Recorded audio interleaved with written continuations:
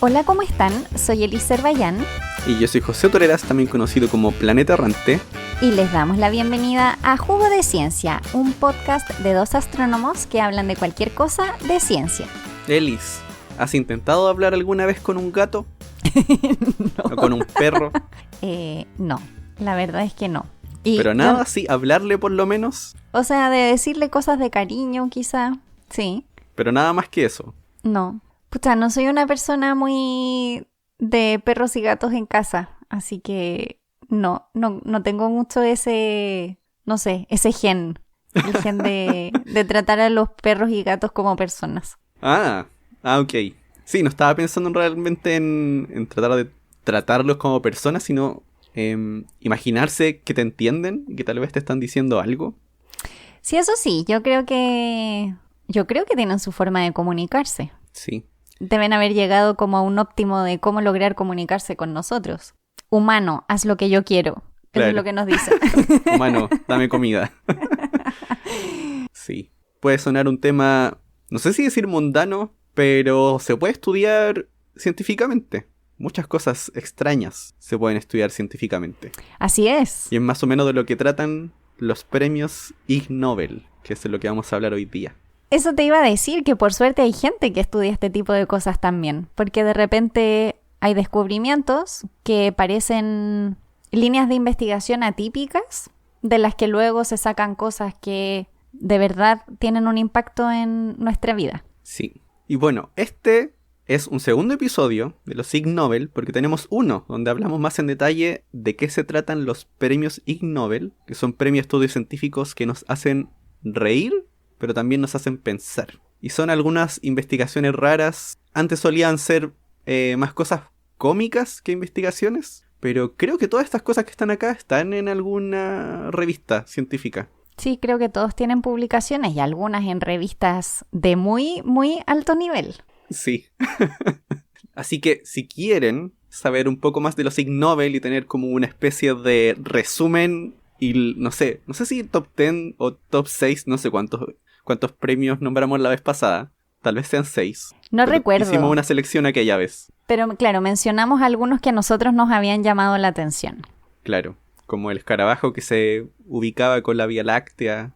Porque se arrugaban las sábanas. Sí. Y Que los José agujeros todavía se lo negros pregunta. eran en infierno. Ah, verdad, sí, todavía me lo pregunto. Y una amiga que se llama Natalia, decía, deberían hacer un estudio de la física o la dinámica de las pelusas en el metro. Decía que ese estaba hecho para un Ig Nobel. De hecho, podrían comparar pelusas en el metro alrededor del mundo. A ver si cambian en tamaño Sí, y en velocidad cuando se mueven en el metro. Porque creo que todos hemos visto Y la eso. composición también. Sí. Bueno, ahí la dejamos. Dejamos nuestra idea para que alguien se gane el Ig Nobel, no nosotros. Sí, por supuesto. Bueno, la ceremonia este año fue el 9 de septiembre. Y al igual que el año pasado. Nos pilló un poco desprevenidos. Sí, fue de repente. La verdad es que nosotros teníamos calendarizado hacer el episodio del Ig Nobel un poquito más adelante. Y de repente vimos el Sí. anuncio de que era la ceremonia y fue como, no, hay que cambiar el calendario, hay que hacer el episodio antes. Sí, estábamos pensando como un mes después hacer esto. Así es. También por la pandemia, al igual que el año pasado, esto se hizo online. Grabaron la ceremonia en un video y ahora está en la página del Ig Nobel, que es el improbableresearch.com. En realidad, no, nada que ver, improbable.com. Sí, ahí pueden ver la ceremonia y también pueden ver el listado detallado de todos los ganadores de este año y de todos los años anteriores. Y como siempre, estas ceremonias tienen un tema. No es solamente la premiación. No, este año el tema era ingeniería. Que cuando lo dijeron fue como, yo entendí bien, es solo ingeniería. No sé, como que me parecía como muy simple. Sí, también pensé algo parecido. Pero lo bueno de cuando eligen un tema es que todas las partes de la ceremonia que pueden ser temáticas están diseñadas alrededor de ese tema. Ah, claro. Como el tradicional musical. Claro, que este año era una ópera, derechamente. Era una ópera que se titulaba Construye un puente. Construye un puente. Sí. Claro. que obviamente el tema era ingeniería. Claro, pero era una metáfora en realidad, porque era construir puentes entre personas, aunque era entre metáfora y no era metáfora, porque tenía unos dibujitos de personas unidas por puentes, literal. Claro, y trataba la ópera de unos niños que construían estos puentes, y entonces tenían que decidir qué tipo de puente querían construir, qué tipo de puente les gustaba, y los adultos se enojaban. Sí, porque tenían que estar unidos a otro adulto. Claro. Y otra cosa que también fue diseñada alrededor de la temática fue el premio físico. Premio, sí. Ya les contamos en nuestro episodio pasado que el Ig Nobel del 2020 fue un cubo de papel. Les mandaban un PDF, ellos lo imprimían y tenían que armar un cubo de papel que tenía insectos en las distintas caras, porque ese era el tema del año pasado. Este año, en cambio, hicieron de nuevo un PDF que se mandaba a los ganadores para que lo imprimieran y armaran su premio, y el premio era un engranaje que tenía dientes de persona. Dientes. Sí. O sea, no se imaginan que tenía dientes de personas, eran dibujos de dientes. Eran dibujos de dientes. ¿Te imaginas te mandaran dientes? No les mandaron nada físico. De hecho, el premio va acompañado de dinero. Dinero que también tenían que imprimirlo. Claro, tenían que imprimir como un billete falso en su casa. Sí, el típico billete de 10 trillones de dólares de Zimbabue. Trillones en inglés, no en castellano. Sí, que ni idea cuánto vale, pero vale muy poco. O no vale nada, no sé. Creo que no vale nada, sí. Y bueno, como siempre en los Ig Nobel, las premiaciones, las personas que entregan los premios son ganadores del premio Nobel. Entonces había una gran lista este año de personas que estaban entregando los premios, y muchos, la mayoría, eran premios de química. Como que me llamó la atención. Era como premio Nobel de química, Nobel de química, Nobel de química, Nobel de química. Deben ser los que tienen mejor humor, yo creo.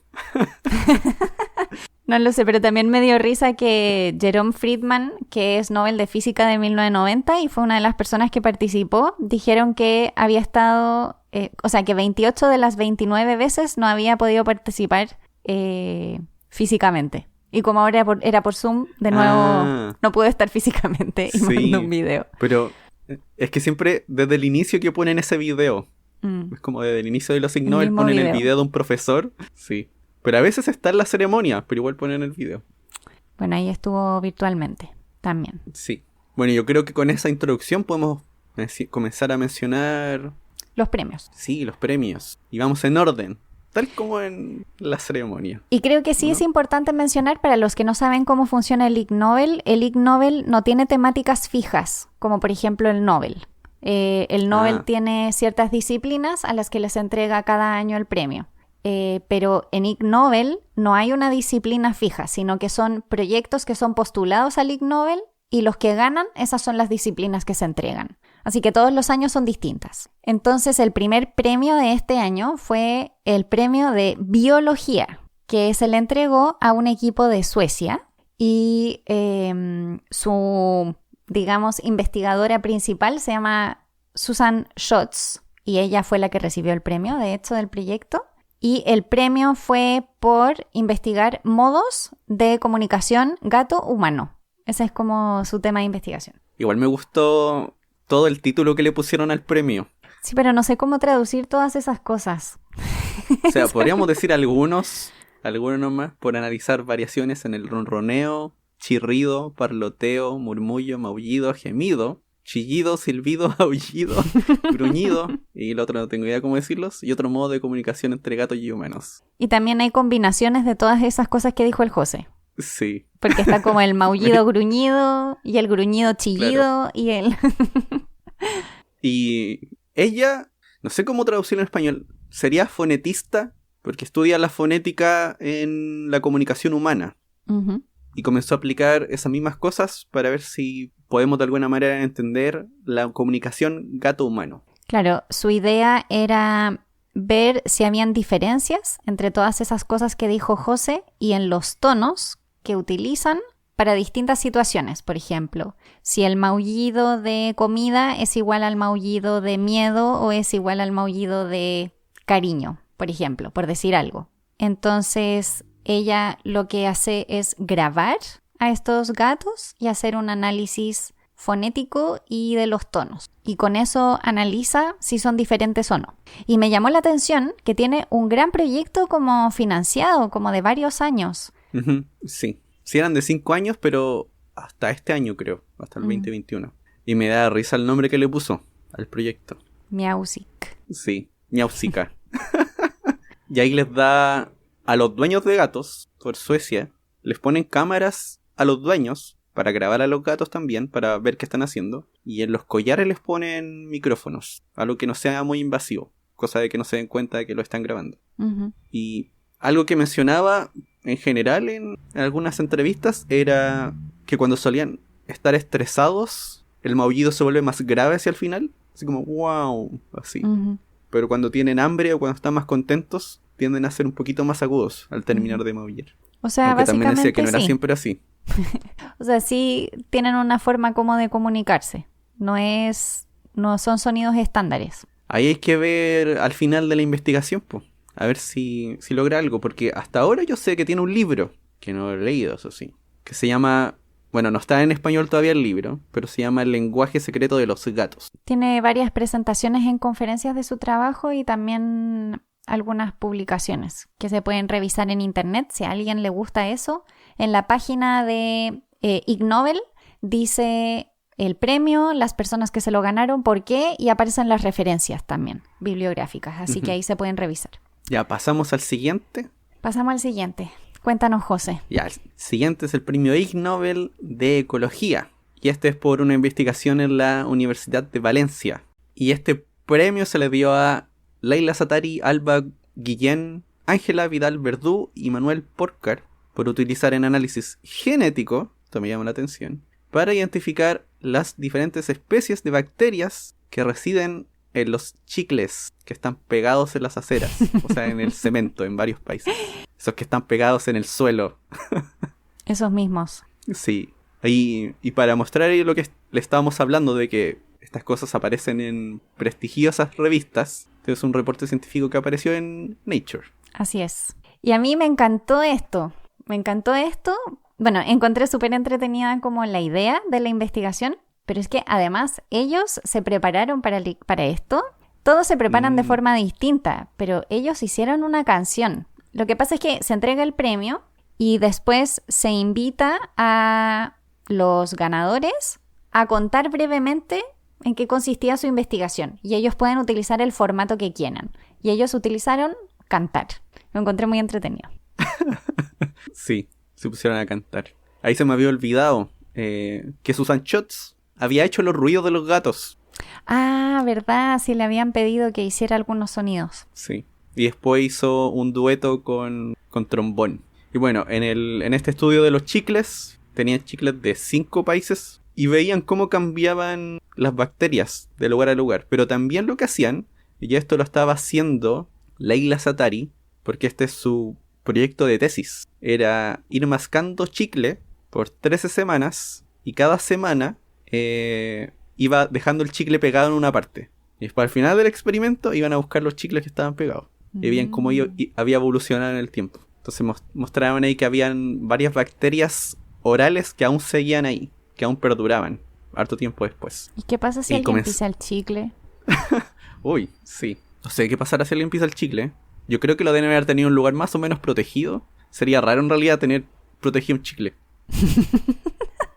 Sobre todo si lo que quieres es que evolucione en forma real. Sí, tal vez no recuperaron todos los chicles. Eso no lo pude ver. Pero algunas cosas que mencionaban en los estudios era que a veces estas cosas se usan como en criminología. Recoger los chicles para ver, no sé, el ADN de la saliva. Mira tú. Y también pueden ser un problema. Imagínate, no sé, a algún niño se le ocurre meterse un chicle en la boca. Pero tengo una duda, porque los países eran España, Grecia, Francia, Turquía y Singapur. Pero yo tenía entendido que en Singapur no se podía comer chicle, ¿o me lo estoy inventando? Como que alguna vez escuché eso. Sí, pues hay una noticia del 92 que dice: desde hoy se prohíbe la importación, fabricación y venta de chicle. Se está diciendo que están mintiendo. A lo mejor lo hicieron en forma oculta. Ellos pegaron un chicle y lo sacaron. Bueno, no tengo idea cuáles son como las limitantes de esa ley, Pero sí, si uno googlea como Singapur chicle, aparece, no se puede comer chicle en Singapur. Así que no sé cómo lo habrán hecho para los chicles de Singapur. Habría que preguntarles. ¿Tercer premio? Tercer premio. El tercer premio fue de química. Y los países involucrados, o las personas, son de estos países. Alemania, Reino Unido, Nueva Zelanda, Grecia, Chipre y Austria. Y se ganaron, pucha, me tocaron todos los nombres difíciles, José. Pero di uno entonces nomás. No, tú dijiste a todos. Jörg Wicker, Nicolas Krauter, Bettina Derstroff, Christoph Stoner, Evstratios Boursukidis, Akim Edbauer, Jochen Wolf, Thomas Klupfel, Stefan Kramer. Mira, un Stefan Kramer. Y Jonathan Williams. Y si pronuncié mal y destruí sus nombres, lo lamento muchísimo. Y este premio también es bien entretenido. Es por haber hecho un estudio químico del aire dentro de las salas de cine para saber si habían ciertos olores que se producían dependiendo de si la película era violenta o tenía escenas sexuales o uso de drogas, diferente tipo de cosas. Y si utilizaban garabatos. O sea, básicamente cómo tu cuerpo reacciona a esas imágenes que te muestra el cine y qué moléculas liberas y eso se transforma después en olores. Así que lo encontré súper entretenido. Sí, a mí me recordó lo que hacía una compañera de nosotros en astronomía. Porque que por lo menos parte del estudio, gran parte era estudiar el CO2, cómo se iba acumulando el CO2 dentro de la sala de cine a lo largo del tiempo. Entonces tú lo que tienes es como una línea temporal del CO2 y vas a ver el gráfico cómo varía en el tiempo. Que eso uno lo puede hacer con una estrella también, o con alguna cosa astronómica, como la luz de un astro varía en el tiempo, y es muy parecido. Y mostraban un ejemplo con la película Los Juegos del Hambre, que mostraban cómo cambiaba el CO2 a lo largo de la película en distintos días de la función. Y habían unos pics que se repetían, unos pics de CO2, donde la gente emitía más CO2. Y por lo general eran escenas de acción. Lo que no entiendo muy bien es que para que funcione, tienen que ser salas de cine bien ventiladas. Porque si no, lo único que logras es que se acumule. Es que en realidad prácticamente lo único que pasa es que se acumula. Uno ve que sube y se satura en algún momento. Y sobre esa línea que se satura, hay algunos cerritos muy chiquititos. Claro, pero a lo que voy es, si se genera un pic de CO2, no debería poder bajar, a no ser que ventiles. ¿Cómo logras tú que baje el CO2? No, si tienen una ventilación. Sí, pues si no, no se podría. Tienen un sistema de ventilación y el sistema de ventilación está conectado a la máquina. A la máquina. Sí. Bueno, todo esto del CO2, lo que pasa es que ahora en pandemia el CO2 es un tema, entonces estamos más conscientes de qué pasa con el CO2. Y sí, efectivamente los sensores de CO2 son sensores del infrarrojo cercano, que básicamente es lo mismo que en astronomía, pero en versión muy chiquitita, y se hace que se genere una línea de absorción. Eso es como un poco lo que se hace para detectar el CO2. Bueno, y como igual que el CO2, lo hacían con muchas otras moléculas. Y a mí lo que me llamó la atención es que ellos mismos, cuando explicaron qué era lo que habían hecho, ellos mencionaron que los instrumentos que utilizaron para este experimento se utilizaban también, o ellos los utilizaban en su equipo, para hacer análisis de compuestos en el Amazonas. Como que en realidad habían hecho investigaciones muy diferentes que también se basaban en esto de detectar compuestos y en realidad lo puedes hacer en cualquier lugar. Pero me pareció como un cambio un poco extremo, como de ir al Amazonas a una sala de cine. Sí. Y vi que lo último que estaban tratando de hacer era ver si es que podían, de alguna manera, a partir de esas moléculas, saber la edad recomendada para la película, así como si es película familiar, si es apta para niños. Y encontraron 2 moléculas relacionadas con la aparición de sangre en la pantalla. La amonia y la acetona. Que la amonia, por lo menos aquí, se puede relacionar con el sudor, pero yo no sé si alguna vez yo he sudado viendo una película. Pero es que a lo mejor uno no es consciente, quizás no es tanto. Sí, pero ya encontraban algunas asociaciones entre algunas moléculas y diferentes cosas que aparecen en la pantalla. También tenían algunas ideas de que tenían conexión con otras moléculas diferentes que podrían estar relacionadas con escenas de suspenso o de romance o incluso de alguna herida, o sea, de lesionarse en alguna escena. Qué interesante. Súper entretenido. Bueno, todos muy entretenidos. Bueno, a continuación de este premio, en la ceremonia, se empezaba con las charlas 24/7.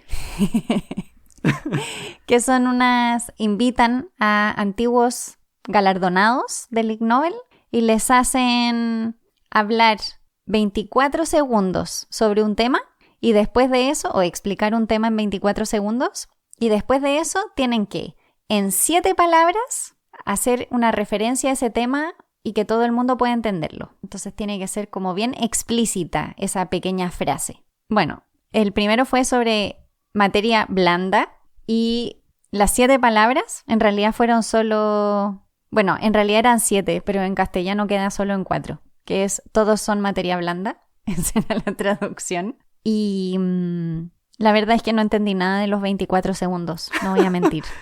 Muy sinceramente no entendí nada. Yo debo decir que de la mayoría de los 24/7 entendí muy poco. O prácticamente nada. Sobre todo de la parte de los 24 segundos, porque leen tan rápido o dicen tan rápido lo que quieren decir que es imposible. Y además, todo esto son personas de todas partes del mundo, todas hablando en inglés con acentos súper distintos y como por Zoom. No, es como la peor combinación. Bueno, después de ese me acordé mucho del José, porque el segundo 24/7 fue sobre el consumo del café. El café. Eso me recordó al episodio, porque era como, ¿es bueno o tal vez no? Y efectivamente las 7 palabras que dijo la persona fue beber café, bueno, para usted o para ti, quizás. Al final agregaba el quizás. Bueno, quizás. Y el tercer 24/7 de esta parte de la ceremonia fue sobre dinámicas de excreción. Y esta chica ya se ha ganado 2 veces un Ig Nobel. Uno sobre la velocidad en la que vacían la vejiga los mamíferos y otro sobre por qué los wombats tienen caca cuadrada. Esos han sido sus 2 Ig Nobel. O sea, esas son sus temáticas, digamos, de investigación. Oye, pero también hay no sé si decir orador de los premios, tenía una muestra. Sí, tenía una muestra, sí es verdad.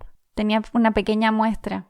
Y las 7 palabras que dijo esta persona sobre las dinámicas de excreción fueron expulsar heces, necesita algún fluido lubricante. Esas fueron sus 7 palabras. Creo que esas son clarísimas. Sí. Además te da información. A mí esa me quedó muy importante. claro.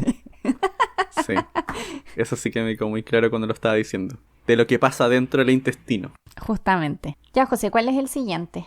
El siguiente, y algo que me hizo pensar fue que de aquí en adelante los Ig Nobel parece que van a ser cada vez más sofisticados. Bueno, también pasó con el de los olores, porque estaban usando un supercomputador para analizar los datos. Uh-huh. El siguiente es el Ig Nobel de Economía, que se lo dieron a Pablo Blavatsky por descubrir que la obesidad de los políticos de un país, pero esto es en países post-soviéticos. Sí, países del este. Sí, la obesidad de los políticos de un país puede ser un buen indicador de la corrupción de dicho país. Y ahí lo que hacían era a través de fotos de las caras frontales, aquí tienen 299 fotos, dicen de ministros de gabinetes de estados postsoviéticos. Ahí usaban un algoritmo para poder deducir el índice de masa corporal. Eso lo encontré raro, que tuviesen que usar la cara, pero lo hacían con la cara. Y después veían si es que había una relación entre ese índice de masa corporal y la corrupción del país. Y cuando yo vi el gráfico, dije... Yo pensé que iba a tener harto ruido, pero se ve bastante bien. A mí me sorprendió mucho. Me sorprendió que fueran capaces de determinar el índice de masa corporal de una foto de la cara. Eso para empezar. Sí, también, claro. Pero que esta una de las cosas que decía, pues para este estudio usaron redes neuronales. Sí. Para poder hacer esa conversión. Primero de reconocer caras y luego de calcular un índice de masa corporal a partir de la cara. Entonces, ¿y qué cada vez estos estudios van a tener herramientas tan... ¿Verdad?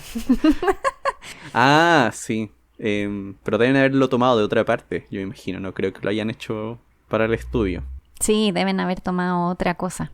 Otro set que estaba por ahí de otra cosa. Pero esto no tiene que ver específicamente con el premio, pero lo mencionaban dentro del estudio. Y me llamó mucho la atención y quería mencionarlo. ¿Qué que era es? de otro estudio, porque parece que hay más gente tratando de medir la corrupción de diversas maneras. Entonces, en Yo este escuché artículo decían... yo escuché uno muy raro hace ¿Ya? tiempo, no sé si es el ¿Ya? que vas a decir, con piscinas. Tomaban imágenes ¿con satelitales, piscinas? sí, y medían como la cantidad de piscinas que habían en las casas y con eso determinaban cuál era el nivel de corrupción. ¿En serio? Ujú. ¡Wow! Entonces parece... Uy, hay varias maneras de hacerlo. Sí, ¿cuál es el que aparecía ahí? Aquí decía que Lan y Li medían la corrupción política en China a través del valor de la importación de los relojes suizos. O sea, veían cuántos relojes suizos llegaban a China y qué personas compraban relojes suizos. Y eso era un buen indicador de corrupción. Pero tiene sentido, son cosas como del consumo, ¿no? Consumo al que las personas en principio no tienen tanto acceso. Sí, sí, po. Pero la otra parte que encontré curiosa es que dicen que dejó de ser un buen indicador. Porque... Los relojes suizos, ¿por qué? Sí. Mira, voy a leer tal cual lo que dicen en el artículo. Dice, los relojes suizos de lujo aún podrían ser un gasto popular de los funcionarios gubernamentales corruptos. Pero estos funcionarios ahora tienen más cuidado de no revelar sus relojes suizos al público general. Ah, no sé, ya, pero no, claro, no es que no se pueda, es que no sabes quién lo tiene, eso. Sí, claro, ahora ya son más cuidadosos. Bueno, eso decían, esto de las piscinas lo vi hace tiempo, pero eso decían de las piscinas, porque con imágenes satelitales no pueden esconder las piscinas. Las piscinas se ven igual. Están, claro, tú no puedes ¿Verdad? entrar en la casa de la gente, pero de arriba se ve la piscina. Cierto. Qué curioso. Sí. Ya, vamos a una pausa para seguir después con más premios.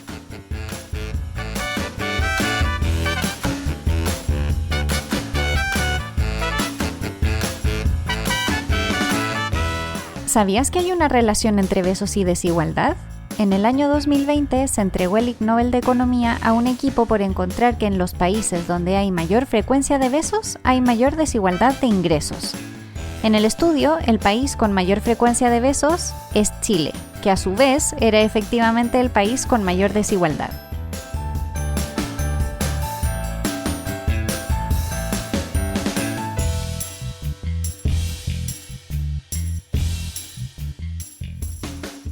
Y volvemos con el Con más resto de los premios premios. Ig Nobel. Sí, sí, el que viene, este es para, ¿cómo podemos decirlo? No apto para niños, ¿o no?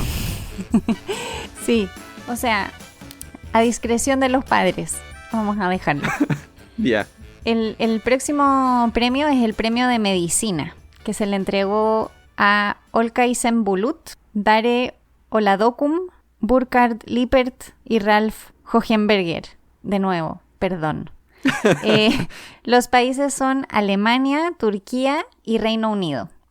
Y el premio se entregó por demostrar que los órganos sexuales pueden ser tan efectivos. Los orgasmos. O sea, los orgasmos. Los órganos. Los Yo estaba órganos. pensando como, qué forma tan rara que está. ¿Te cachai? Ya. Ah, Se les entregó por demostrar que los orgasmos sexuales pueden ser tan efectivos como descongestionantes que las medicinas que están diseñadas para eso. O sea, en vez de un FUS, básicamente eso es lo que nos están diciendo, sí, un orgasmo puede tener un efecto similar. claro. Y ellos mencionan unas ideas antiguas de Freud. De Freud. Sí, yo también dije, ¿qué les Sí. está pasando? Y yo así como, ¿por qué están mencionando a Freud aquí?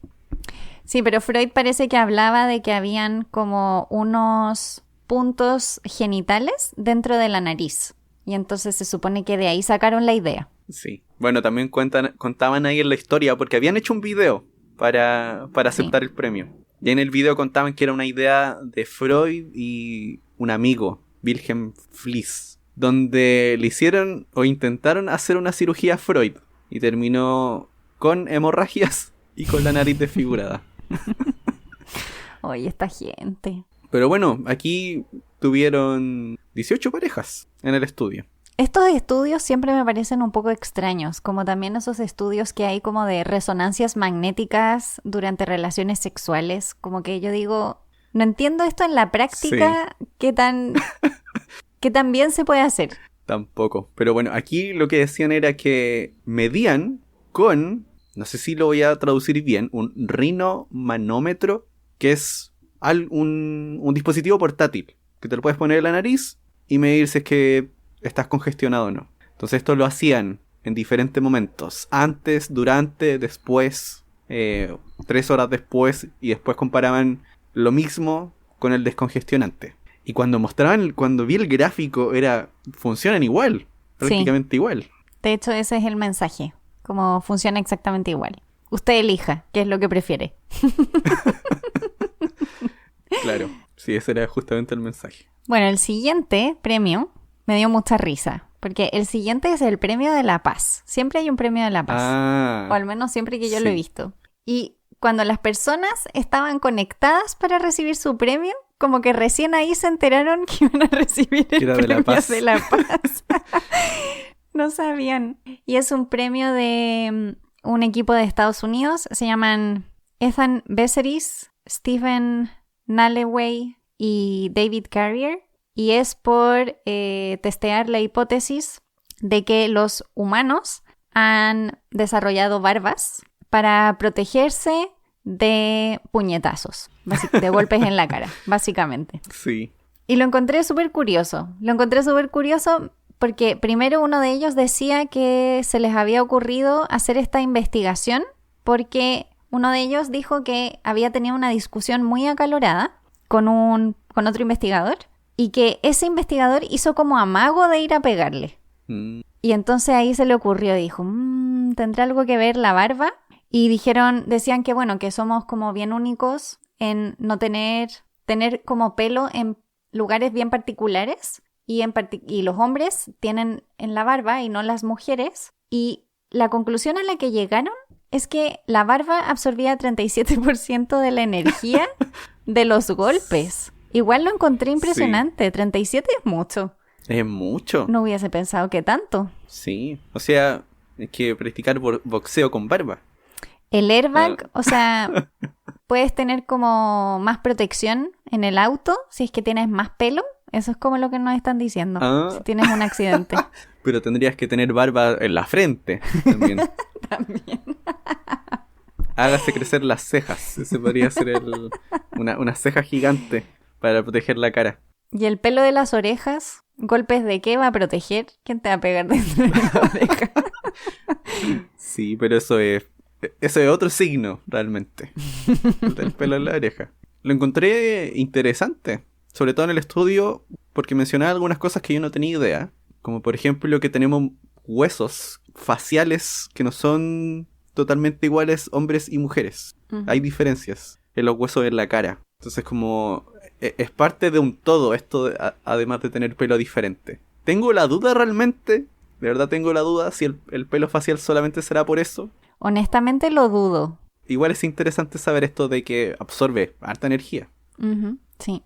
Y bueno, ahí también hablan de Darwin, de animales como los leones. Porque Darwin decía que los leones tenían melena para protegerse. Uh-huh. Para proteger el cuello.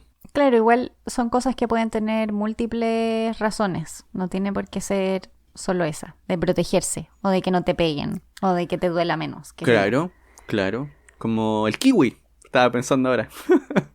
El kiwi el animal. Pelito, estaba pensando en el kiwi pues, la fruta. Que es para mantener la humedad, aunque no sé. La humedad también para, no sé, humedad, temperatura, sobrevive un poco más tiempo. Aunque yo pensé no sé que estabas hablando del kiwi el animal, que también tiene pelo. Sí. Bueno, ahí no sé. Vamos con el siguiente. El siguiente es un premio de física. Igual, los dos premios siguientes tienen correlación. Sí, este lo encontré curioso. Este es con premio doble, realmente. El primero es el de física. De hecho, los dos deberían ser el premio de física. Claro, pero como no dan dos del mismo, le pusieron otro nombre al otro. Le ponen otro nombre, sí. Claro, que es de Holanda, Italia, Taiwán y Estados Unidos. Los nombres de los ganadores fueron Alessandro Corbetta, Jasper Meusen, Chung-Min Lee, Roberto Benzi y Federico Toschi. por realizar experimentos para darse cuenta de por qué los peatones no chocan constantemente con otros peatones. ¿Y qué hacemos? ¿Decimos el otro al tiro y luego los explicamos los dos? No, expliquemos este primero. Que igual no son totalmente iguales. En este, lo que hacían era usar grabaciones por 6 meses en un metro.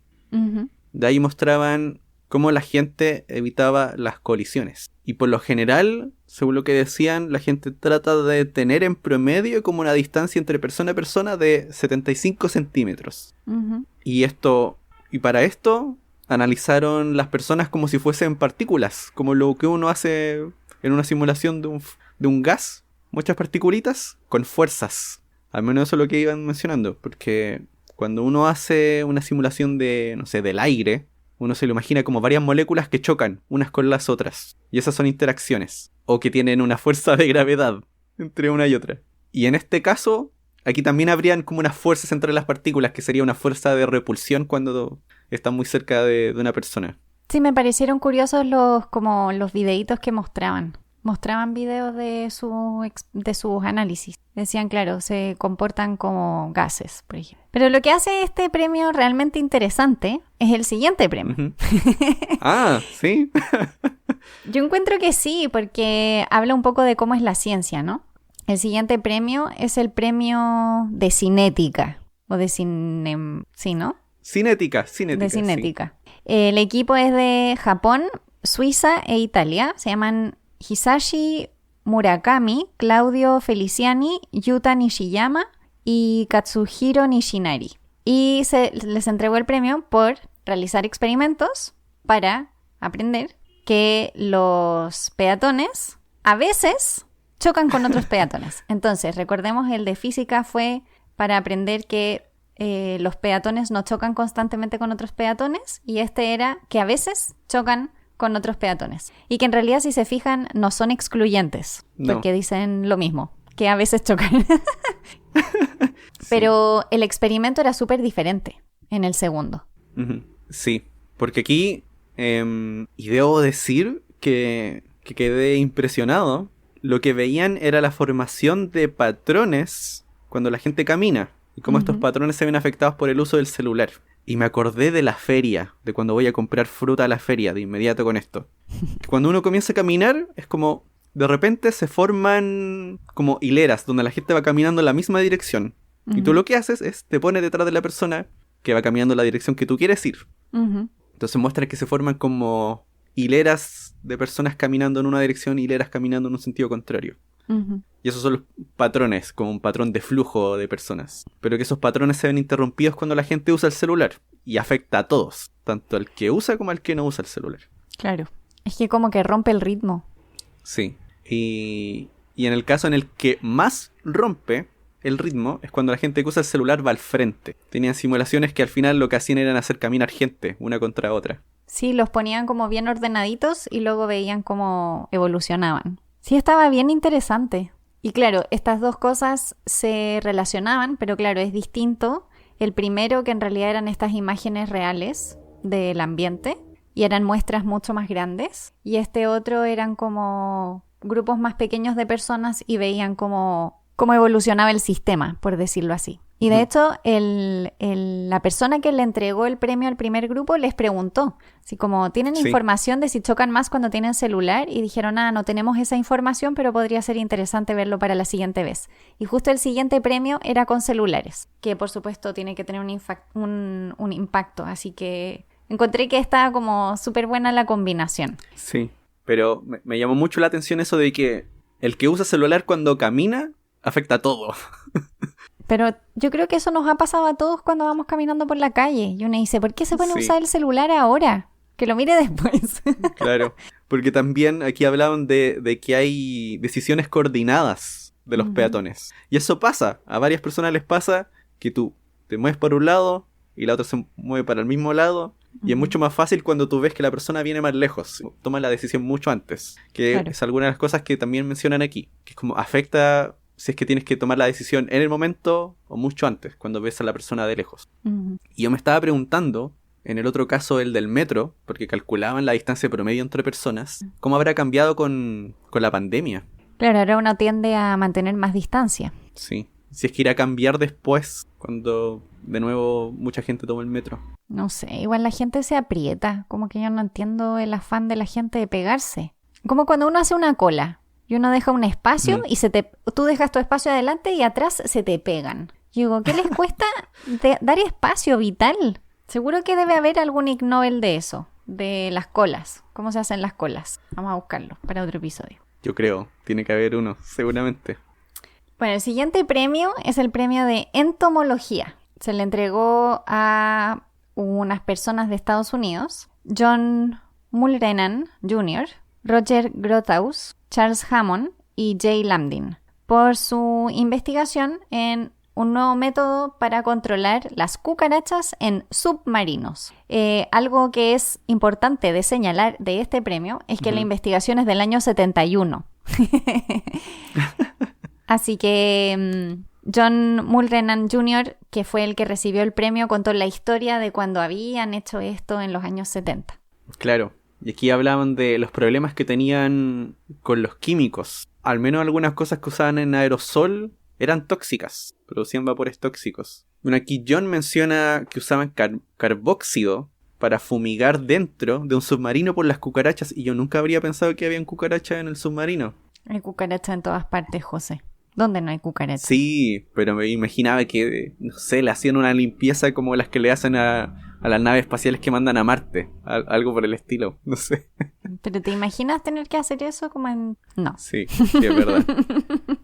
Pero una de las cosas que él mencionaba es que algunas cosas parece que las aplicaban abajo, porque él mencionaba que quedaban en estado líquido, pero después que el submarino salía a la superficie y bajaba la presión, ese líquido se evaporaba y algunas personas se habían intoxicado. Bueno, pero antiguamente también habían submarinos que pasaban mucho tiempo abajo. Me imagino que tenías que poder hacer, o sea, sí. Imagínate, claro, un submarino va a estar X tiempo bajo el agua, que no tengo idea cuánto era en la época. Y encuentran cucarachas, tienes que poder hacer algo, no te vas a poner con el zapato ahí a perseguirlas, aunque también. Claro, y aquí la idea era que la gente no se intoxicara con los vapores cuando fumigaban por las cucarachas. Algo bien práctico. Sí. Algunas cosas así que veían ahí era que igual no afectaba a los huevos. Parecía no afectar tanto a los huevos de las cucarachas. O sea que luego igual nacían y luego tenían que volver a poner. Claro, entonces también hablaban de una manera más efectiva, también es controlando los tiempos. Cuando fumigaban. Porque podrías fumigar con uno, después sacar el submarino, fumigar con otra cosa, limpiarlo bien. Claro, pero imagínate un submarino infestado de cucarachas. ¡Qué horror! Como la película La Momia, ¿no? Pero no eran cucarachas, eran escarabajos. Sí, pero imagínatelo así, pero... Cuando era chica en Madrid, una amiga mía vivía en un lugar que en la noche, cuando ibas caminando entre la entrada del condominio y su edificio, como que crujía. Oh. Oye, y esto me recuerda, nada que ver, pero solamente me recuerda la noticia que salió hace poco. Esto no va a estar a tiempo, mucho tiempo después cuando escuchen este episodio, pero que hace unos días una niña celebró su cumpleaños temático con cucaracha. O sea, no con cucarachas reales, pero ella estaba disfrazada de cucaracha, porque decía que era su animal favorito. Puta. Bueno, hay para todos los gustos, a lo mejor va a ser entomóloga. Capacito. Bueno, pero hay gente que cría también, ¿no? Que les gusta tener cucarachas. Como hay gente que le gusta eso de tener como insectos de distintos tipos. Bueno, y con eso vamos a ir al último premio. Sí. El último premio del Ig Nobel 2021 fue el premio del transporte. Se le entregó a un equipo de Namibia, Sudáfrica, Tanzania, Zimbabue, Brasil, Reino Unido y Estados Unidos. Los nombres son hartos, así que paciencia. Robin Radcliffe, Mark Jago, Peter Morkel, Estelle Morkel, Pierre Dupris, Piet Beitel, Birgit Cotin, Baker Manuel, Jan-Hendrik Dupré, Michelle Miller, Julia Felipe, Stephen Parry y Robin Glid. De nuevo, perdón. Y se les entregó por determinar experimentalmente si transportar rinocerontes en el aire era más seguro cabeza abajo Claro, Claro, yo cuando, amarrándolo de los pies. claro, cuando leí esto como que no entendía muy bien a qué se referían. Yo Hasta que, tampoco. claro, vi el video. Sí. Básicamente como con un helicóptero tienen los pies del rinoceronte agarrado y al rinoceronte le tapan la cabeza y me imagino que está sedado también. Y entonces levantan al rinoceronte y lo llevan de un lugar a otro. Y esto lo hacen para mover rinocerontes desde lugares donde crecen a luego a las reservas donde finalmente van a poder vivir. Porque recordemos que igual hay harto problema con la seguridad de los rinocerontes, así que tiene que ver con la protección de los mismos. Y aparentemente es una forma muy segura de transportarlos. Esa fue su conclusión. No parece muy cómoda, Claro. pero me imagino que si No. las distancias no son muy largas, debe ser mejor que meterlos dentro de algo y llevarlos. Y probablemente también para poder meter un rinoceronte dentro de un lugar, eso quiere decir que ese vehículo tiene que ser enorme. Sí, yo igual en un momento me pensé ya, pero también los podrían tener colgados normal. Eso pensaba. Agarrados del medio tal vez, pero aquí parece que alguna de las cosas que estaban viendo era que no afectara mucho su presión, la respiración, Ujú. y que al parecer era bastante seguro el viaje. No sé si para las piernas. Y ahí el premio Nobel, no recuerdo quién era el premio Nobel que dio el premio, les preguntaba si lo habían si también ellos se habían colgado. Y decían Y que decían parece que que todos sí. lo habían hecho. Todos se habían colgado, sí. Sí. Sí, porque al final el título de la publicación se llama Efectos pulmonares y metabólicos en la suspensión por los pies, comparado Ujú. con otro tipo de formas. Así que, claro, están intentando generar el menor impacto en la salud del animal en ese transporte. Pero la verdad es que nadie parecía muy convencido. Sí. Durante la ceremonia todo el mundo tenía cara Sí, de duda, así estaba como no cara sabemos si de ¿qué está creerles. pasando aquí? Sí, pero según ellos era mejor y les había dado buen resultado. Así que habrá que creerles por ahora. Ujú. Y algo que sucedió en la ceremonia y que no mencionamos y que me gustaría mencionar antes de que cerremos, es que cuando el Premio Nobel de Medicina de 1993, Rich Roberts, entregó el premio al grupo que le correspondía, le hicieron una pregunta y la pregunta era ¿cuál ha sido la aplicación de su descubrimiento ¿Verdad? que más le ha llamado la atención o que más importante le ha parecido? No me acuerdo exactamente las palabras que utilizaban, pero iba en esa línea. Y su premio Nobel es sobre información de los genes en forma discontinua. Eso es lo que ellos descubrieron. Antes de ellos se pensaba que la información genética era continua y ellos descubren que es discontinua. Parece que eso tiene un gran impacto en el área, pero él dijo que la primera aplicación realmente fue 40 años después de su descubrimiento. Y algo que me llamó la atención fue que dijo, y ahora tenemos la vacuna de ARN del COVID. Muchas veces se habla como del impacto de la ciencia y tendemos mucho a hablar de impacto a 5 o 10 años, 20, pero rara vez se habla del impacto que tiene 40 o 50 años después. Y estamos hablando de algo que su aplicación se demoró 40 años, ver una aplicación real. Y él decía, la ciencia básica se demora mucho tiempo. Y cuando lo dijo me gustó mucho y por eso quería repetirlo acá. Porque la ciencia tiene sus ciclos y a veces no vemos el impacto y nos cuesta imaginarnos en qué se va a usar hasta que finalmente un día como que hace clic y genera un impacto enorme, como ahora nuestra vacuna. Bueno, una de las, porque tenemos vacunas tradicionales también. Sí. ¿Quién sabe? Tal vez en el futuro los gatos nos salven. Puede ser, puede ser. En 40 años más, no creo que estemos 40 años haciendo el podcast, pero lo conversaremos, José y yo. Espero que tengamos la oportunidad de conversarlo en nuestra tercera edad avanzada. Y otra cosa que también mencionaron, pero no me acuerdo quién fue, no sé si tú te acuerdas, otro premio Nobel también le preguntaban, ¿cuándo creen que nos va a tocar a nosotros ganar el Nobel? Y él les contestó, van bien encaminados, hay que partir investigando algo que nadie hace. Sí, Me algo pareció novedoso. también como súper buena respuesta. Y con esto yo creo que hemos tenido como una buena cobertura del Ig Nobel 2021. Sí, una buena cobertura. Estuvo muy entretenido. Ya quiero ver el del próximo año. Me encantaría poder viajar y ver el evento en vivo.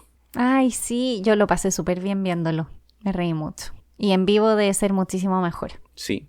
Y bueno, esto también para agregar que también este evento y la revista, bueno, este evento se financia con donaciones. Ujú. Así que también, si es que son seguidores de los premios Ig Nobel o se vuelven seguidores, también pueden pensar en aportar a los premios Ig Nobel. Y ahí pueden ir a la página improbable.com y pueden encontrar ahí donde pueden aportar. Y también aprovechamos de recordarles que a nosotros también nos pueden ayudar y para eso pueden ir a la página de Patreon. En patreon.com/jugo de ciencia encuentran nuestro perfil y así nos pueden ayudar a que nuestro podcast siga y sea cada día mejor. Ojalá. Sí, ojalá. Y recuerden que si quieren ponerse en contacto con nosotros, pueden seguirnos en redes sociales. Somos Jugo de Ciencia en Twitter, Instagram y Facebook. Y también pueden escribirnos al mail en jugodeciencia@gmail.com. Esperamos que este capítulo les haya gustado mucho y nos vemos en el próximo. Chao, chao. ¡Chao!